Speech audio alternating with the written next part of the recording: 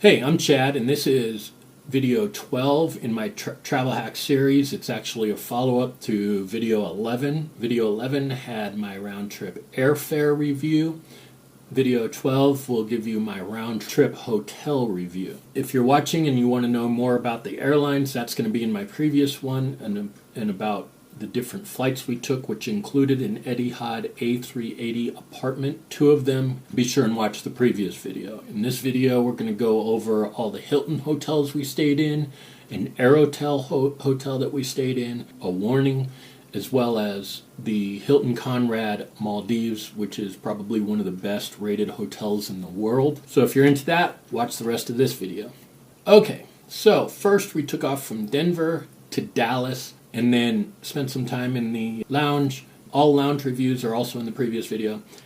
Took off from Dallas and went to Abu Dhabi on a 777 in business class, and we got into Abu Dhabi really late. The plan was we had about a 9-hour layover, and so we got a hotel that was inside the airport so that we could grab a quick sleep before we went down to the Maldives early the next day. We got in late to Abu Dhabi, and it was 1 o'clock in the morning. I think our flight the next day took off about 8 or 9. We were excited to get in and get to our hotel. We got off the plane, and the thing about this is you have to go through immigration and customs in Abu Dhabi. And here's a warning. We stayed at the Aerotel Hotel in the Abu Dhabi International Airport. It's literally in the secured section of the airport. So when we got off the plane, you have to pick up your bags and go through immigration and customs. Under normal circumstances, you'd leave the airport, and that would be fine. Or you would recheck in your bags and get on to the next flight. Unfortunately, we got off the plane, everything's closed because there are no more flights leaving, so you can't check back in your bags. So we're headed towards our hotel and realize it's in the secured section of the airport. We get to security and nobody's around. We've passed all the airline counters and nobody's at them. The airport's empty. There are people at security, and tried to get through security to get to our hotel.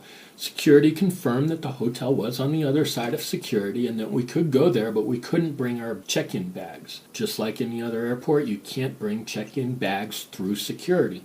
So we had to check them first. But the problem was there's nobody at any check-in desk anywhere in the entire airport. It's closed down. So we went back, looked around for a check-in agent, finally found somebody who found somebody, brought them back, and they told us, well, yeah, we can check in your bags. And they tried, but as it turns out, you can't check in bags until, I think it was 4 hours before our next flight took off. It was a security risk. So now we're stuck. We're outside of security. We can't check in our bags for another 4 to 5 hours, so we can't get to our hotel for another 4 to 5 hours. We explained this situation to the agent, and I'm surprised this has not come up before. Security wouldn't let them through with their check-in luggage. But she thought it was strange as well that this hasn't come up before.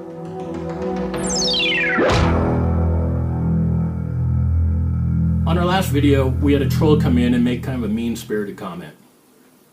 Russell S., if your inbound flight into Abu Dhabi was on Etihad and your outbound flight was on Etihad, why didn't you do it on the same itinerary and check your luggage all the way through? Your Abu Dhabi hotel issue would not exist, as you would not have your checked luggage with you. And yes, it is standard procedure that check-in opens 4 hours before the flight. Considering you are a well-traveled person, you should know this. In Abu Dhabi, you can also qualify for early check-in and drop off your luggage well in advance. However, that should be prearranged. I suggest you better researching it next time. Well, that's a little bit mean-spirited, but I'm going to go ahead and address this comment. First, thank you for letting me know about the 4-hour standard. I didn't know that it was a standard in Abu Dhabi, and again, I'm kind of a beginner at this. I also want to address that there is a rule that prevented us from doing this. We tried to book our luggage and check it all the way through from Denver to Mali. That was impossible, and I'll tell you why. They have a 24-hour rule. When you check in for your initial flight, say it's 7 o'clock in the morning, if your luggage goes beyond 24 hours being held in checked status, you have to pick it up at your next stop and recheck it. It's one of the rules of the airlines, and this, we've been caught up on this a couple of times. So if we left Denver at 7 o'clock in the morning, 24 hours after that 7 o'clock in the morning, if we're in the air someplace or if we are at an airport, we cannot allow our baggage to travel again without rechecking it. So we were in the air between JFK and Abu Dhabi when that 24-hour from when we first got on our first flight, when that time had lapsed. Since that lapsed, we were forced to pick up our baggage at the very next stop, which was Abu Dhabi. We had no choice in picking it up. So we picked it up, which means that you have to exit security, and there was no way to get back in. That's what happened, and there's no way past it. We've tried. So again, a little bit mean-spirited comment, and I do not mind comments. I want you guys to comment. If I'm wrong in something, be sure and let me know. I would like to explore it just as much as you do. Another thing is I've never claimed that I was a well-traveled or that I'm providing any sort of expert advice. I'm a beginner at this. I've only been doing this for almost a few years now. I'm giving my experiences to try and help other travelers and know that there are beginners out there. Everybody out there that I know on videos that I have watched has been an expert. And so some of this stuff doesn't go off as easy as it looks when you're watching it on other people's videos. So I'm here to provide my trials and tribulations. I want to show you my stumbles. And if you guys have better ways, especially if I solicit it, please let me know. But there's no reason to be mean-spirited about comments. I'm always willing to accept any sort of helpful comments that tell me that I'm doing something wrong. Let's go ahead and move past that point and move on to the rest of this review. So she ended up taking our bags. She found a supervisor. The supervisor was able to check them in, and with our check-in bags checked for the flight the next day, we were able to get through security and made it to the Aerotel Hotel. Now, the Aerotel Hotel is a small hotel. We got checked in really quick, which was nice. The rooms are nice. You can check it out in the pictures. It's very convenient if you don't have to go through security. That seems to be a big stumbling point. This hotel would have been awesome otherwise. It was inexpensive and quick if you don't have to check in your bags. We were able to get in and get out of there, and for that hotel, under normal circumstances, I would have given it a top rating. Moving on, we went from Abu Dhabi and flew down to the Maldives. Maldives, we got onto a seaplane, sat right next to the prop. Check out my last video. But we were taken to the Hilton Conrad in the Maldives. So you get off on this huge dock, and there's like a little hut out there in the middle of a thoroughfare that kind of goes between two islands of the Hilton Conrad. And as soon as we got off, we were greeted by several of the hotel staff. One of them told us that he was our host for the week, said not to worry about our luggage. Our luggage will be taken to our room, brought us into the small hut, took us up to the check-in desk, and gave us a check-in drink. We had a check-in drink while he sat up there, got us checked in, and fairly quickly we were taken, after we were done with our drink, taken to our room. The Hilton Conrad is run great. They have spectacular staff. Everybody was really nice. The process flowed really smoothly, and we got to our room. Once we got to our room, our luggage was already there. It was already in the closet. So that was very nice to have all of our luggage there. So the food at the Conrad Hilton Maldives is outrageously priced. They have several restaurants there, but they're all really expensive.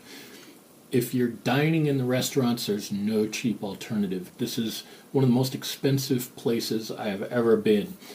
A bottle of water was between $8.50 and $12, I believe. At the restaurant, one of the cheapest sandwiches they had there was $29. That's what I had. It was a club sandwich. $29 club sandwich. You had cocktails, I think, that started at $18. It was all very expensive. If you're going there, you want to have gold status. If you have gold status, Hilton Gold Status, that's very important. You get free breakfast, which that's going to save you $100 each day. Plus, you get tea and cocktail times, which if you time everything right during the day, you can get through the day without having to pay very much, if anything, because you hit up their free meals that they give out for Hilton Gold Status. So basically you'd get your free breakfast, time it out so that the tea time, which I don't remember what time it was, I think it was afternoon, you could get in on the beginning of tea time, grab their appetizers and tea, and use that as your lunch, and then wait a while, and there was a cocktail hour at another place where you got a few more appetizers and a cocktail. And this is all included with having gold status with Hilton. So it's a good thing if you're going down there, get a card with gold status that gives you gold status. That helps a lot. Every night, still, we ended up going to the restaurant, which is where I got the club sandwich. We had a pizza. Usually leaving there, trying to eat cheap. It costs us a little over $100 every night. Just be aware that if you're going down there, it gets very expensive for food, but if you're gold status, you can get around a lot of it. So check that out. Our room was just a short 2-minute walk from reception. We were in room 206, which coincidentally was probably one of the closest rooms to the dive shop. We kind of purposefully did that so that we wouldn't have very far to go. 206 opens to a dual sink vanity connected by a larger glass panel to your outdoor shower and jacuzzi tub at the back of the room. Then you have a real good sized walk-in closet that has an ironing board, safe, wooden hangers, robes, some drawers is suitable to hold luggage and hang clothes. The room is beautiful with the entire back wall, which we guessed at probably 12 feet of the 12 feet high sliding glass doors that go out to a good-sized covered terrace and a short 30-foot vegetation-laden walk out to the beach. The beach is very pristine. Everything there was in very good shape, very clean. We were impressed with the room being a room that we got for free using our Hilton cards. We had 2 free nights there, and then we also paid for 3 nights using points, and each night was 95,000 points, and that's 95,000 Hilton points.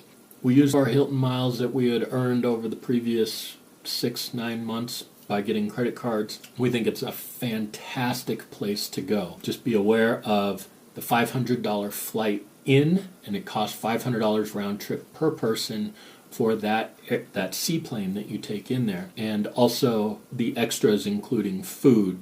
It might cost you some money, or diving. They have a lot of free activities on the island. We did kayaks. You can also do other free activities, swimming. There's some other stuff in there. Or you can pay and do some paid activities like jet skis. They also had jets where you shoot up in the water. You hook them to your feet and it shoots you up in the water. That looked like it was fun. They have a lot of paid-for activities that you can do. I think there's a fishing charter that you can go out on. They have diving. There's a lot of activities that you can do. Be prepared to pay for them. We were out there in June, and it was pretty warm out in the Maldives in June. It was supposed to be the rainy season, so I guess we got lucky. It never rained when we were there, but keep in mind that if you're out in one of the over-the-water bungalows, they're pretty cool looking, except for you have to walk back and forth along the long decks that take you out to them. That can get warm. A lot of the times when we had to go out to get to our tea, you have to walk along the long dock to get out there. And you'd want to walk fast because it's hot and it's sweaty, so you're just making the trek, you'd get sweaty. I personally liked where we were. I think I liked it probably better than an overwater bungalow, where I normally would have preferred an overwater bungalow in certain situations, like if we're in Roatan. This one in particular, it was just so hot that I think we preferred being back on the main island in the vegetation. It was private enough, and every time we left our room, we didn't have to go out back and forth over this long dock. So that's one thing to keep in mind. We actually liked our island room better than an over-the-water bungalow. Then I think we would have liked an over-the-water bungalow.